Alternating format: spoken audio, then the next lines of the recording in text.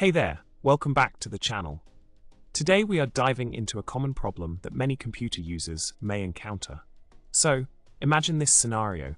You bought a second-hand PC, but it's giving you a hard time when it comes to powering on consistently. Sometimes it boots up just fine with a single beep showing the BIOS logo and Windows loading screen.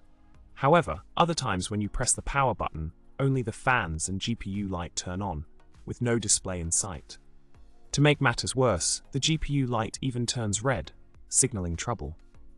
You have to force the PC off by holding the power button, then power it on again, only to receive a warning that it's in safe mode due to a forced shutdown or failed post. Quite the headache, right? Well, this was the problem our user was facing with their Asus H110MR motherboard. Now, on to the solution.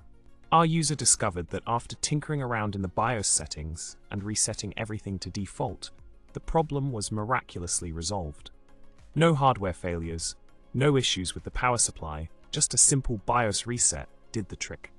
It's amazing how sometimes the simplest solutions can solve the most frustrating problems, isn't it? So, if you ever find yourself in a similar situation, remember to give the default settings a try before diving into more complex troubleshooting methods. In summary, the key to resolving the pesky power on issue with the second-hand PC lay in resetting the BIOS settings to default. A quick and easy fix that saved our user from potential headaches and hardware woes. And with that, we wrap up today's video.